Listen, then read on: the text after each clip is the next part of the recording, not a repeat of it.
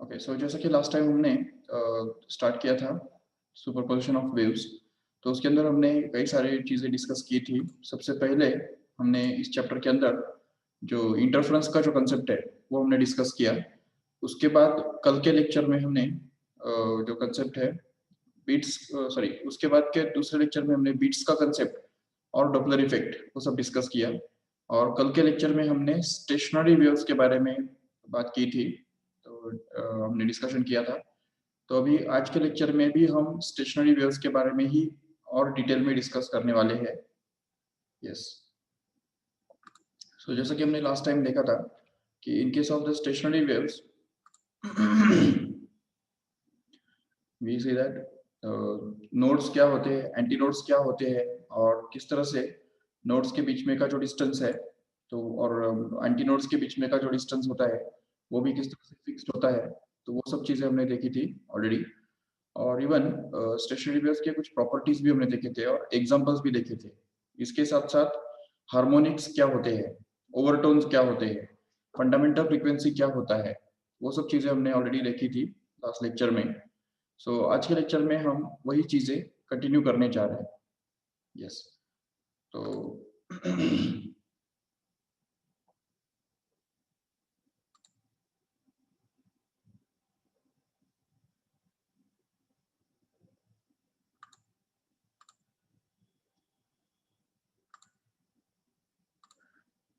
ठीक है, तो ये स्क्रीन आपको दिख रहा होगा already.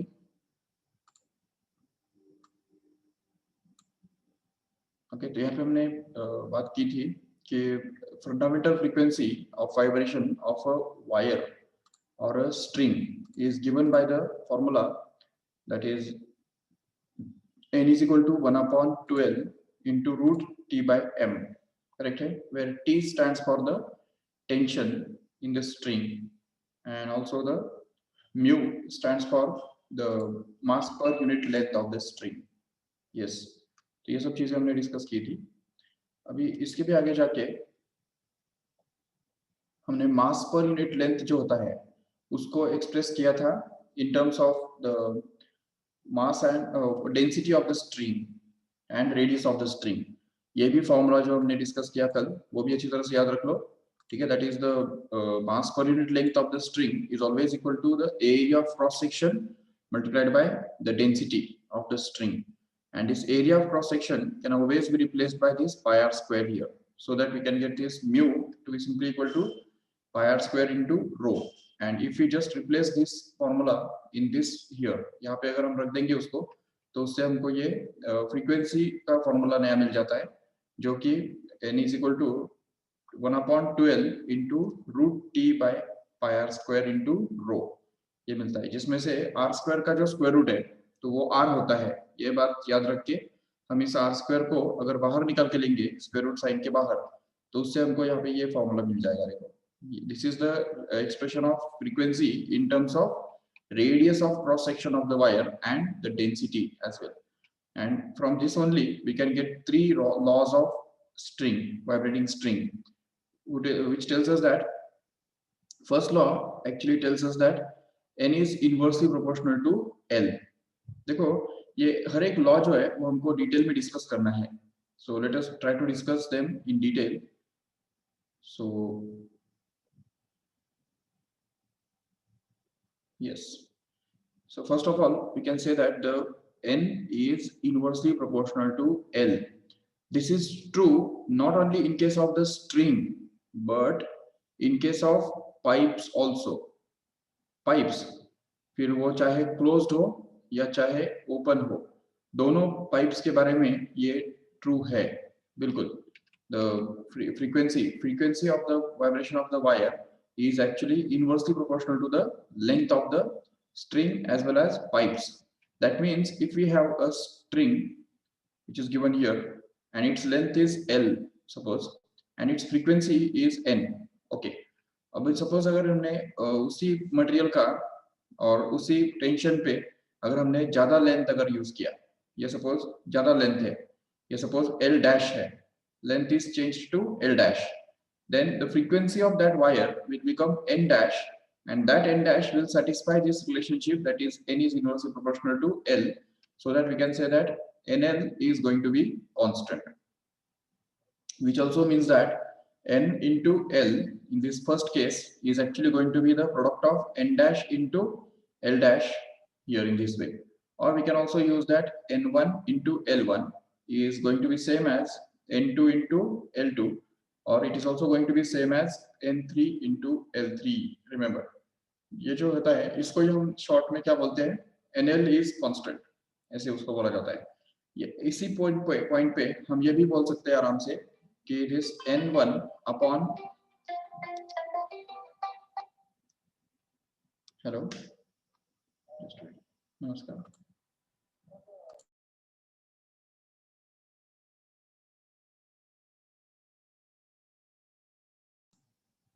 yes okay, any doubts? Okay तो इसमें से हम देख सकते हैं आराम से कि N1 L1 is equal to N2 L2 is equal to N3 L3. This can also be written as N1 upon 1 upon L1, okay, which is going to be equal to N2 upon 1 upon L2, which is also equal to N3 upon 1 upon L3.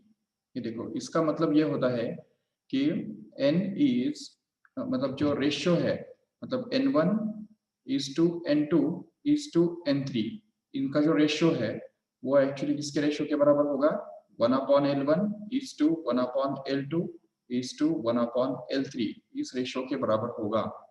ये बात याद रखो। और उससे भी आगे जाके ये बात याद रखो कि अगर N1 is N1 L1 is equal to N2 L2 ऐसा अगर है, तो अगर लेंथ अगर दिया है कि it increases by suppose p%, for example p%, okay, तो इसका मतलब ये होगा कि फ्रीक्वेंसी जो है, frequency will decrease by same, that is p%, but this will happen only when p is less than 10, okay, 10% से लेस देन वाले वैल्यूज के लिए ये करेक्ट है, नो डाउट। लेकिन अगर p ग्रेटर देन 10 है, तो उस केस में अगर L दिया हुआ है कि length is increased by p%, suppose, then it will mean that the final length here L dash is actually going to be L plus p% of L, right? And hence it will mean that L dash is actually going to be this L plus p% of L, मतलब कितना हो गया वो L into 1 plus p by 100 हो गया, correct है, जिसको ही हम सिंप्लीफाई करके लिख सकते हैं इस तरह से L dash will actually be equal to 100 plus p upon 100 into L, okay, तो ये बात याद रखो ठीक से, into L, yes, so this will be the final value of L in terms of L dash, and this because of that n dash मतलब new value जो n का होगा वो actually 100 upon 100 plus p times of n होगा, मतलब इसके reciprocal के बराबर, ये L जितने टाइम्स बनता है उसके रेसिप्रोकल टाइम्स n बनेगा, ये हमको अच्छी तरह समझना है। और ये बात याद रखो, this is already the relationship between the frequency and the length of the wire, remember this is the NL is constant, तो ये कई बार हमको यूज करना पड़ता है, not only for strings but for pipes also, तो उसमें ओपन पाइप भी आ गया और इवन क्लोज पाइप भी आ गया। Suppose for example we have two pipes, okay, दो पाइप्स हमारे पास है, एक पाइप सपोज उसका लेंथ L1 है और उसका जो फंडामेंटल फ्रीक्वेंसी है वो हमको मिलता है N1 सपोज, ठीक है, और दूसरा एक पाइप है सेम डायमीटर का, और यहाँ पे एंड करेक्शन हमको निगलेक्ट करना है याद रखो ठीक से, तो सेम डायमीटर के दो पाइप्स है और उनका लेंथ जो है वो L2 है, इस दूसरे वाले पाइप का लेंथ L2 है, तो उसका जो फ्रीक्वेंसी होगा N2, तो जबकि हमको पता है ऑलरेडी कि क्लोज पाइप के लिए फंडामेंटल फ्रीक्वेंसी का फॉर्मूला क्या होता है, V अपॉन 4L, और ओपन पाइप के लिए होता है N is equal to V upon 2L, तो दोनों के अंदर जो है ना N और L के बीच में जो रिलेशनशिप है वो फिक्स्ड है, that is N is inversely proportional to L, so we can say that NL is going to be constant, and hence we can say clearly that here N1 into L1 is going to be equal to N2 into L2. This is again the same formula which we have used it here. तो string के लिए जैसे हमने use किया same वैसे ही pipe के लिए भी लागू होता है याद रखो ठीक से। एंड परसेंटेज चेंज का भी वैसे ही है, अगर लेंथ बढ़ता है p% से तो फ्रीक्वेंसी घटेगा p% से, और अगर लेंथ घटता है p% से तो फ्रीक्वेंसी बढ़ेगा सेम दैट इज p% से। ओके और ये 100 बाय ये भी वैसे ही सेम बिल्कुल। तो लेंथ अगर कितने किसी भी परसेंट से अगर बढ़ जाता है this will be used only for p is greater than 10। Okay remember अगर p 10 से बड़ा है तो उस केस में हमको ये वाला कंसेप्ट यूज करना पड़ेगा, क्योंकि लेस देन 10 होने की वजह से अप्रोक्सीमेशंस हमको मिल जाते हैं, बाइनोमियल अप्रोक्सीमेशन हम यूज कर सकते हैं, उसकी वजह से ये सिंपलीफाइड रिजल्ट हमको मिलता है। बट अगर p ग्रेटर देन 10 है तो उस केस में हम ये यूज नहीं कर सकते हैं, बट उसके लिए हमको जरूर ये वाला रिजल्ट यूज करना पड़ेगा। ठीक है याद रखो so this is the relationship between the frequency of the wire and tuning ये पाइप्स। ओके इसमें और एक बात समझो ठीक से कि there is a concept of resonance and forced vibrations also. If you see carefully then the resonance and forced vibrations का एक कांसेप्ट आता है। देखो अब यहाँ पे हमारे पास अलग-अलग इंस्ट्रूमेंट्स हैं, जैसे हमारे पास ट्यूनिंग फोर्क भी है बराबर, दूसरा हमारे पास स्ट्रिंग भी है बराबर स्ट्रेच्ड स्ट्रिंग। ओके और तीसरा फिर क्लोज्ड पाइप भी है राइट क्लोज्ड पाइप, और तीसरी तरफ हमारे पास ओपन पाइप भी है right. yes so this is the open pipe. Now what happens actually is all these four can vibrate independently.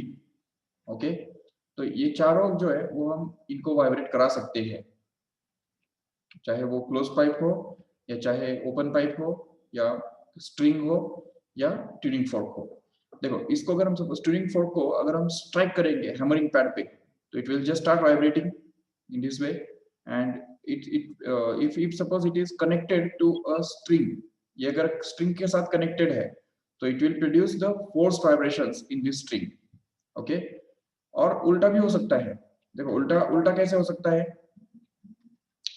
मान लो ये हमारे पास एक स्ट्रिंग है और ये स्ट्रिंग वाइब्रेट कर रहा है ऑलरेडी ठीक है, और वो स्ट्रिंग जिन क्लैंप्स के साथ कनेक्टेड है उन क्लैंप्स उसके ऊपर एक सरफेस के ऊपर वो रखा हुआ है स्ट्रिंग। ओके और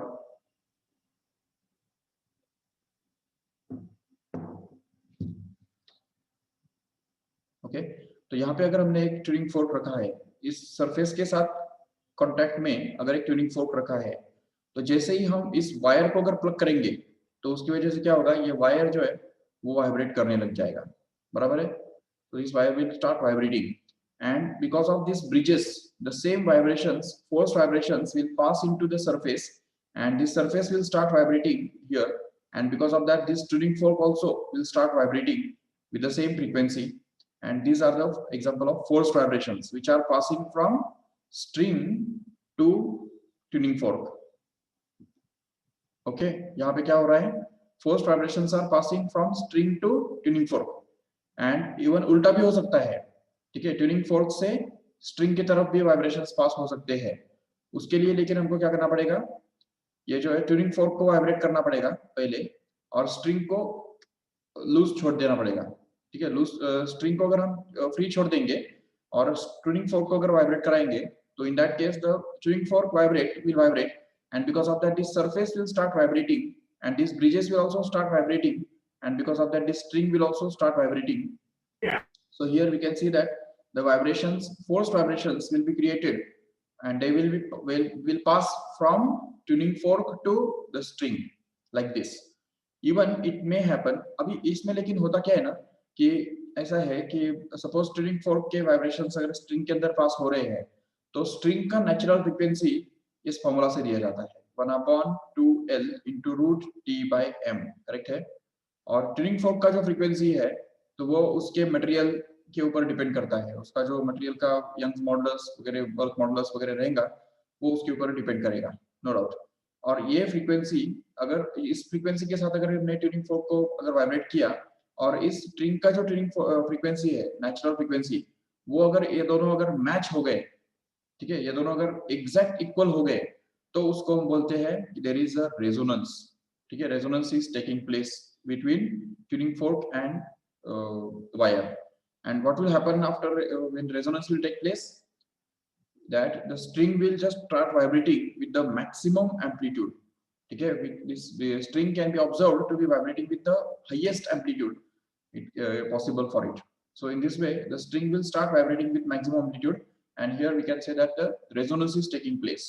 Even ulta bhi ho sakta hai. If we suppose plug this string, and just because of that string, the tuning fork start vibrating, and suppose the frequencies of both of them just match with each other, then in that case we can say that the tuning fork is vibrating in unison. Unison का मतलब क्या? In with the same frequency with the string. Okay, and here even ये जो close pipe है suppose हमारे पास, और इस close pipe को के ऊपर हमने एक ट्यूनिंग फोर्क रख दिया. ओके, तो ये जैसे ही ट्यूनिंग फोर्क वाइब्रेट होगा, तो उसके जो वाइब्रेशंस है, जाने वाले वाइब्रेशंस और रिफ्लेक्ट होके आने वाले वाइब्रेशंस, ये दोनों एक दूसरे के साथ इंटरफेयर करेंगे, और उसकी वजह से वहां पे स्टेशनरी वेव्स फॉर्म होंगे.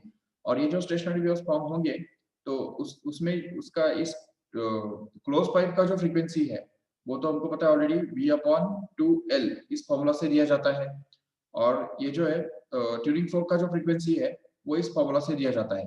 अब ये दोनों इक्वल होने ही चाहिए हमेशा, जरूरी नहीं है बिल्कुल, लेकिन अगर वो है तो फिर रेजोनेंस होगा. और रेजोनेंस होने का मतलब क्या होगा? This pipe will just start vibrating with maximum amplitude which is possible for it, and in that case we'll say that this pipe is vibrating in unison or in resonance with the tuning fork, remember.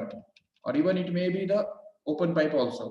अगर वो open pipe है इस तरह से, तो उस case में भी जब हम इसको वाइब्रेट कराएंगे, ट्यूनिंग फोर्क को अगर वाइब्रेट करा देंगे, तो उसकी वजह से ये ओपन पाइप भी वाइब्रेट करने लगेगा. और अगर उसका फ्रीक्वेंसी अगर मैच होता है तो रेजोनेंस होगा, अगर नहीं होता है तो रेजोनेंस नहीं होगा. ठीक है, अभी उसमें उसमें भी बहुत सारे पॉसिबिलिटीज है. देखो, अगर ट्यूनिंग फोर्क का फ्रीक्वेंसी है 400 हर्ट्ज, ओके, और अगर इस ये जो है पाइप है, ओपन पाइप है, उसका भी फ्रीक्वेंसी अगर 400 हर्ट्ज है, तो क्या होगा? There will be a resonance, and because of that this pipe will just start vibrating with maximum amplitude here in this way, no doubt. But if suppose it happens that the frequency of tuning fork is actually 400 hertz, no doubt, but the frequency of this pipe is not 400 exactly, but it is suppose for example 403 hertz suppose. So in that case, if suppose this tuning fork and pipe are both are vibrated together, then there will be bits produced. Okay, तो उस case में क्या होगा? Number of bits produced होंगे.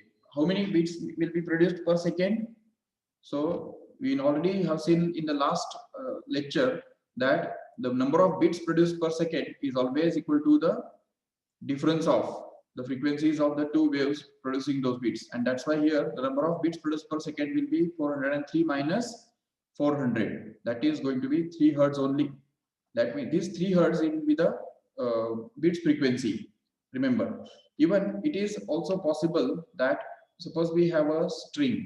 Okay, तो ये string है suppose, और एक pipe है. मान लो कि suppose ये string है और यहाँ पे नीचे एक पाइप रखा हुआ है. ठीक है, क्लोज पाइप है फॉर एग्जांपल. ठीक है, yes, and suppose that this string is plugged. Okay, तो जैसे हम ये स्ट्रिंग को प्लग करेंगे ना, तो उसकी वजह से क्या होगा? इसमें से वाइब्रेशंस निकलेंगे. These vibrations will just pass into this pipe and just reflected from this closed surface, and they will just come back to this string, and this pipe will also start vibrating with the frequency, some frequency. And now if suppose the frequency of the string is suppose it is given by n, that is equal to 1/2L into root of T by M, no doubt, but this frequency of the pipe is actually given by n is equal to V/4L, correct है. अभी यहाँ पे length, pipe का जो length है वो, और string के अंदर का tension, mass per unit length of the string, और स्ट्रिंग का जो लेंथ है वो अगर हमने ऐसे एडजस्ट किया कि अगर ऐसा हो गया कि 1/2L into root T by M का वैल्यू अगर V/4L के बराबर अगर आ गया, तो उस केस में क्या होगा? हम बोलेंगे this string is vibrating in unison or in resonance with the pipe. Okay ऐसा बोला जाएगा। तो इस तरह से, या अगर सपोज ऐसा उल्टा ऐसा नहीं भी है तो उसका मतलब ये होगा कि string is not vibrating in resonance with the pipe. और अगर ऐसा है कि ये जो n equal to 1/12 into root T by ये जो है कैलकुलेट करके अगर सपोज कुछ आ जाता है लाइक 652, ओके, एंड सपोज ये जो है n is equal to v/4l calculate करके अगर वो आ जाता है फॉर एग्जांपल लाइक 659, ओके, तो in that case if suppose both of these are vibrated together, ये स्ट्रिंग को भी हमने प्लग किया और इस पाइप को भी हमने वाइब्रेशंस दिए जिसकी वजह से पाइप भी वाइब्रेशन स्टार्ट करता है, तो both of them will just start emitting the notes which are having the frequencies like 652 hertz and 659 hertz. So both of them when sounded together we can see that 4 beats will be heard per second. Okay, so number of beats will be produced in this case, right? तो इसका मतलब क्या है ना कि यहाँ पे ये चार इंस्ट्रूमेंट्स जो हमको सामने दिख रहे हैं, देखो ठीक से, एक तो है हमारे पास ट्यूनिंग फोर्क, दूसरा है स्ट्रिंग, वाइब्रेटिंग स्ट्रिंग, तीसरा फिर हमारे पास है ये क्लोज पाइप, और चौथा है ओपन पाइप, बराबर। This is the close pipe and this one is open pipe, okay, this is the string and this is the tuning fork. अभी इन चारों में से कोई भी अगर वाइब्रेट कराया, अगर ट्यूनिंग फोर्क वाइब्रेट कराया तो उसकी वजह से स्ट्रिंग वाइब्रेट हो सकता है, ठीक है, उसको हम बोलेंगे फोर्स वाइब्रेशंस। उसकी वजह से पाइप भी वाइब्रेट हो सकता है, उसकी वजह से ये ओपन पाइप भी वाइब्रेट हो सकता है, बिल्कुल। The force vibrations will be produced in any one of these three due to tuning fork, okay.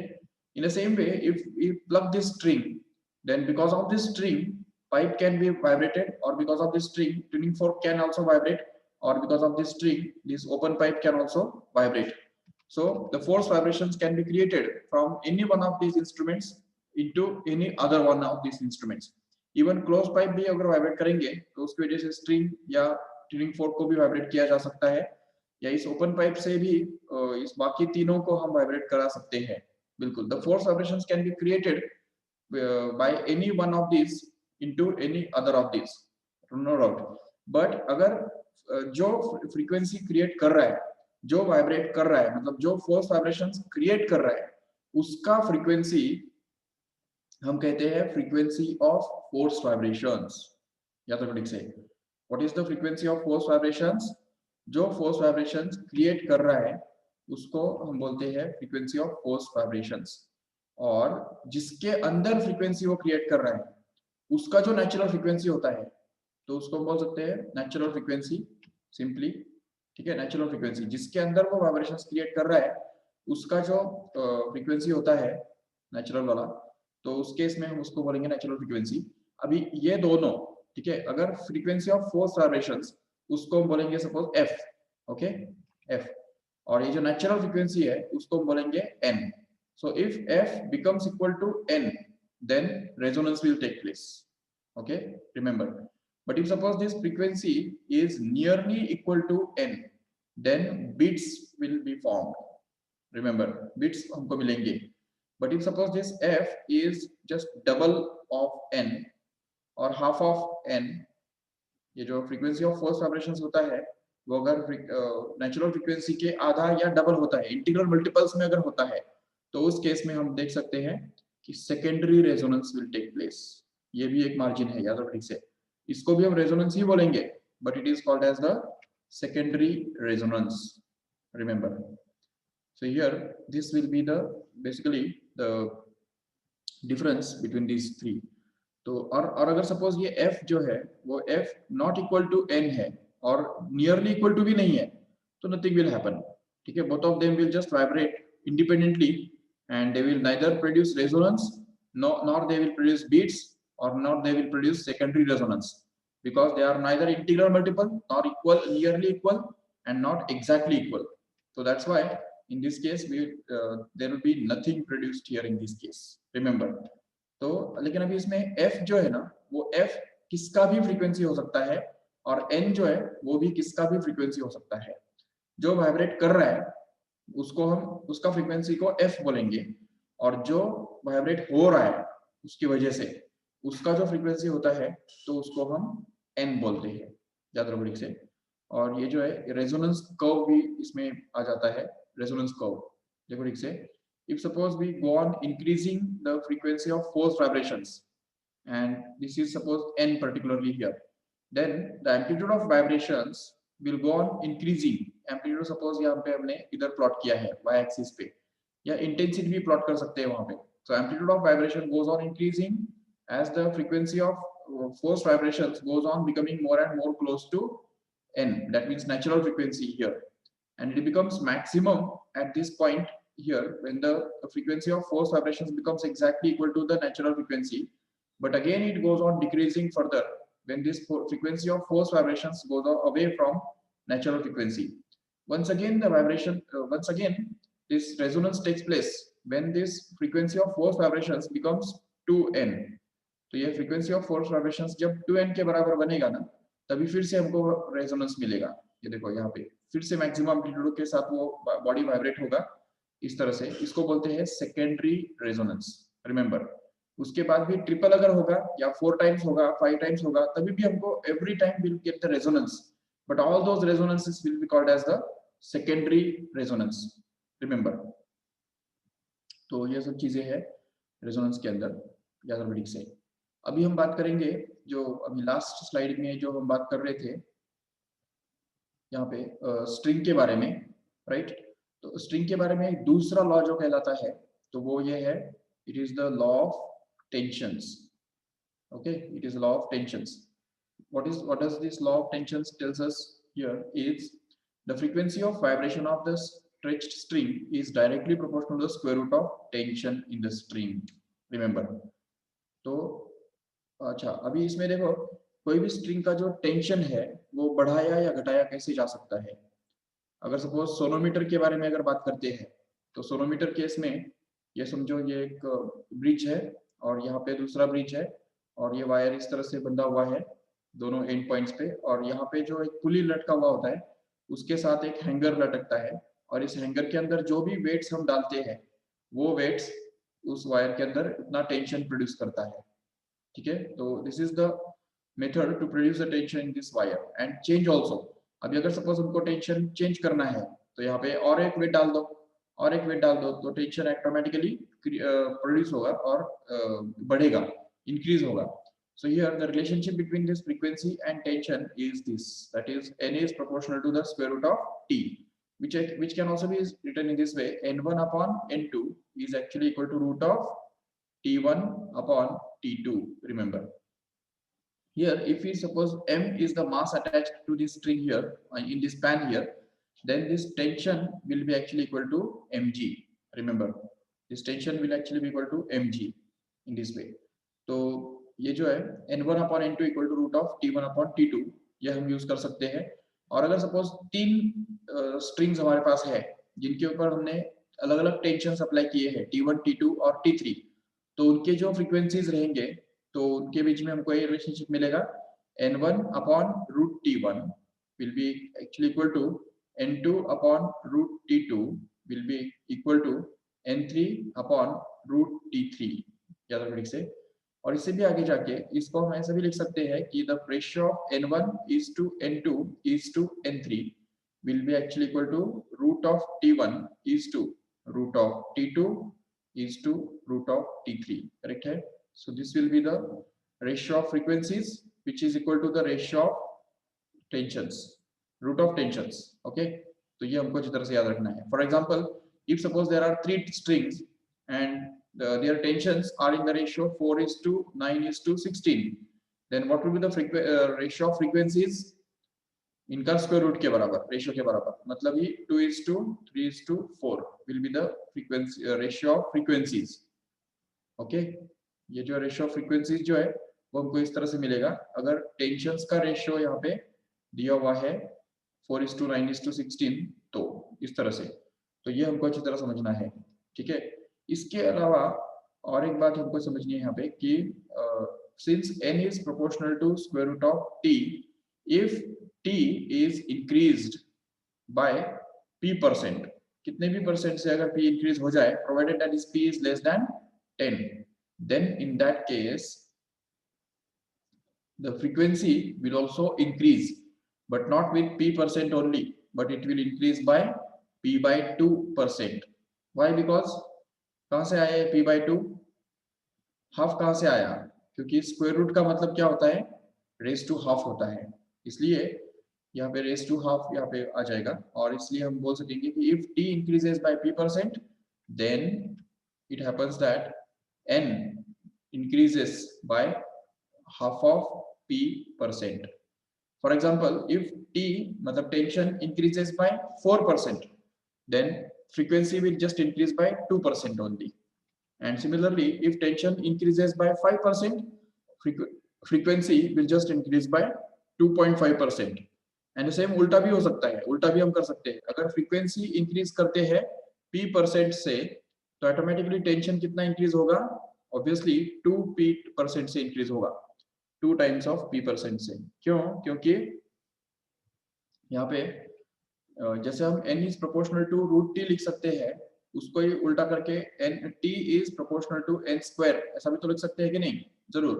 तो इसलिए ये स्क्वायर होने की वजह से क्या होगा, जितना भी परसेंटेज चेंज n के अंदर आएगा, तो उसके हिसाब से t के अंदर कितना परसेंटेज आएगा? 2 टाइम्स ऑफ p% इतना चेंज टेंशन के अंदर आएगा। ये बात याद रखो ठीक से, ठीक है? But this will be used only when this p is less than 10. Okay, but if suppose p is greater than 10, then what will we do? p greater than 10 के लिए अलग चीज हमको यूज करना पड़ता है कि if it is said that t is increased by p%, then we'll say that t dash मतलब new tension is actually going to be t into 1 plus p by 100, जो कि हमने अभी भी किया था, और उसको यूज करके हम बोल सकते हैं यहाँ पे कि 100 plus p upon 100 times of t will be the new tension, and because of that this frequency, new frequency n dash here will actually be root of 100 plus p upon 100 times of this t here. So in this way you have to use it in this way. तो ये हमको use करना होगा, sorry final frequency, ठीक है? ये हमको use करना होगा। फॉर एग्जांपल, ठीक है, अगर सपोज टेंशन जो है वो टेंशन अगर इंक्रीज होता है बाय मान लो कि 44%, ओके, देखो 44% से अगर टेंशन बढ़ गया तो उसमें क्या होगा? तो यहाँ पे 44% का मतलब क्या होता है?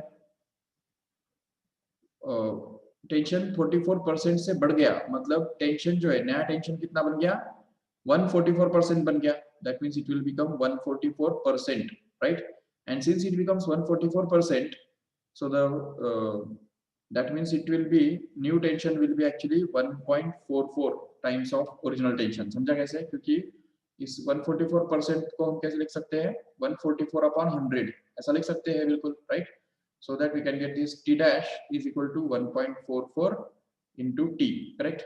And in that case we can say that this new frequency here will actually be equal to root of 1.44 times of original frequency, where this root of 1.44 happens to be 1.2 only, and 1.2 cannot actually be also written as 120 upon 100 into n, and this 120 upon 100 का मतलब हो गया 120% of n, और अगर n dash मतलब new frequency अगर 120% बन गया, मतलब इसको हम क्या लिख सकते हैं? n plus 20% of n लिख सकते हैं कि नहीं? तो इसका मतलब फ्रीक्वेंसी जो है वो 20% से बढ़ गया, ये उसका सीधा मतलब हो गया।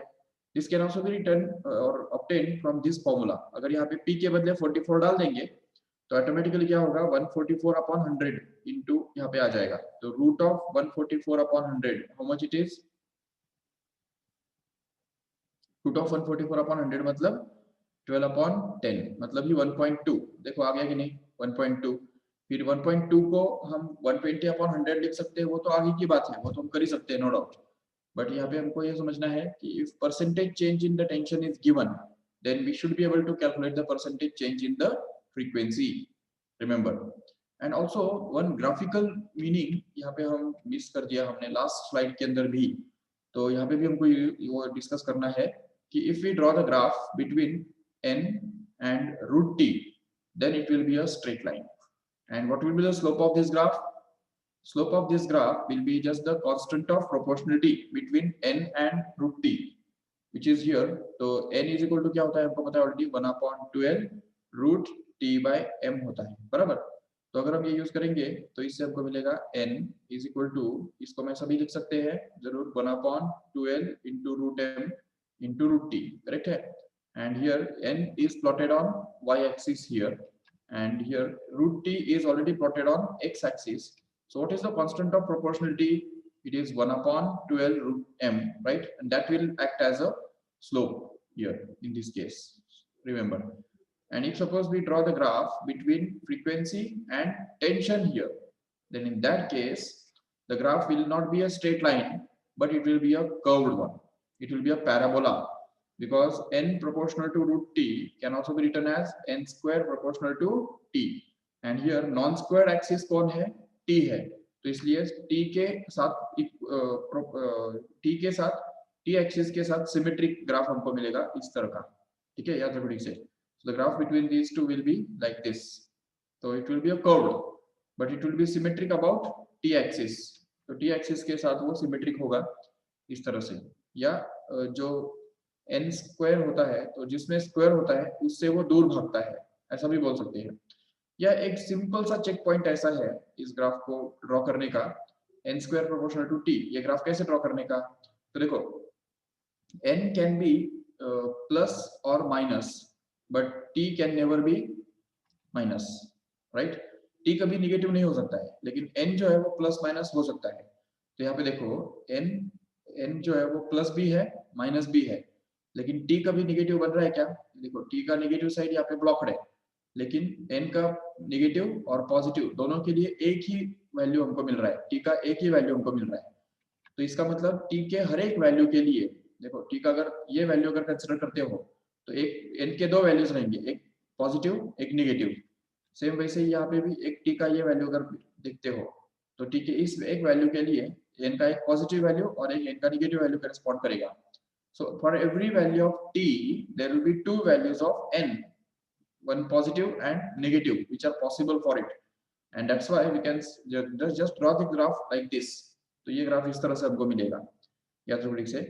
एंड इवन अगर हमने ग्राफ प्लॉट किया n स्क्वायर और t के बीच में, तभी भी वो स्ट्रेट लाइन मिलेगा, but slope will be different in that case, because if we just square on both sides here in this graph, then इसका इस इक्वेशन का स्क्वायर क्या बनता है, तो करके देखो, n square will actually become 1/4 L square m into t, and here t is already plotted in x-axis and n square is plotted on y-axis. So the slope of this graph will just be the constant of proportionality, which is going to be 1/4 L square m here. Okay, this is going to be the slope, remember. Okay, तो ये हमको समझना है, this is a graphical representation. And in the same way, the जो last slide में जो हमने देखा था, तो वो भी हम यहाँ पे डिस्कस कर सकते हैं आराम से, कि जैसे लगे लास्ट स्लाइड में हमने देखा n is inversely proportional to L, बराबर।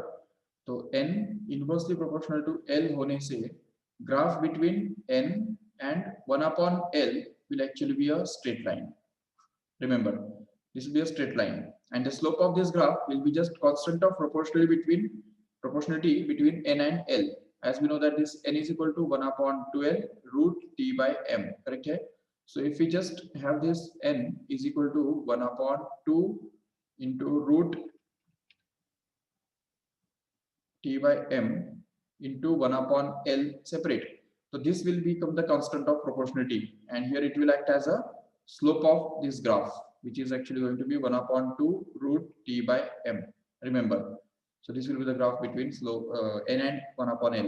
But if we just draw the graph between n and L simply, तो n और L के बीच में जो ग्राफ बनेगा, it will be a hyperbolic one, okay, because as n increases L decreases, and as L decreases n increases.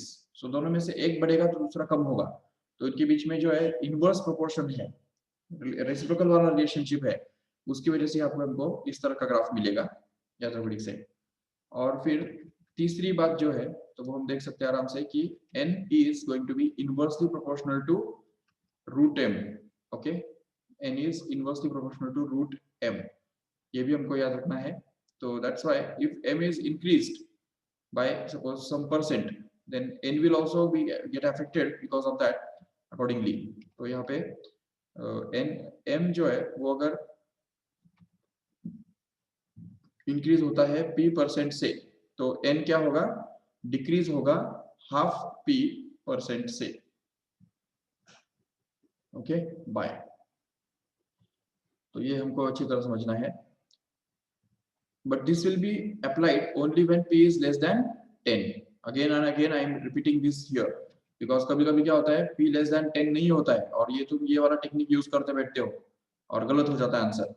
ठीक है, तो just be careful. This is valid only for p less than 10.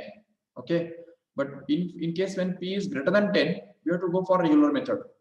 तो उसके लिए कोई formula हम बना के नहीं रख सकते, बट जस्ट मेथड जो है वो लर्न करो उसके लिए. नो डाउट, जैसे कि m अगर इंक्रीज होता है p% से, तो उस केस में क्या होगा, new value of m will actually B original value of m plus p% of m, which makes it m into 1 plus m by 100, sorry, p by 100. Correct है? So this will be the new value of m. Accordingly, we can find out the new value of frequency also. No problem. Okay, so these are the three laws. And apart from this, we also have two more laws. N is inversely proportional to root of rho, and also this n is inversely proportional to radius. Okay, frequency is inversely proportional to radius, and frequency is inversely proportional to square root of density of the wire. ये और दो laws हैं जो हमको use करने हैं. And from here only we can also say that this n1 upon n2 is actually going to be root of rho 1 upon rho 2 if other things are kept constant. And from this here we can say that this n1 upon n2 is actually going to be root of r2 upon r1. Here also we should say it as rho 2 upon rho 1, क्योंकि inverse relationship है कि नहीं उसमें. तो inverse relationship होने की वजह से यहाँ पे 1 और यहाँ पे 2 आ गया, तो इधर उल्टा हो जाएगा, इधर 2 ऊपर आएगा और इधर 1 नीचे आएगा. सेम वैसे यहाँ पे भी, सॉरी, इसमें रूट नहीं आना चाहिए. ओके, सो इनवर्स, सिर्फ इनवर्स रिलेशनशिप है, तो उसकी वजह से यहाँ पे n1 upon n2 will be actually equal to r2 upon r1. Simply it's that's simple in this way. तो ये हमको यूज करने हैं. सो इसके ऊपर भी बहुत सारे क्वेश्चंस है याद से, and we have to do them. Okay, तो कल के लेक्चर में हम टेंशन के ऊपर आर्किमिडीज प्रिंसिपल यूज करके किस तरह से ये डिपेंड करता है फ्रीक्वेंसी का रेशियो, वो हम देखेंगे. और कल के लेक्चर में मोस्टली हम ये थ्योरी खत्म करेंगे और न्यूमेरिकल्स एमसीक्यूज स्टार्ट करेंगे. Okay, so let us finish this lecture here. Thank you all of you.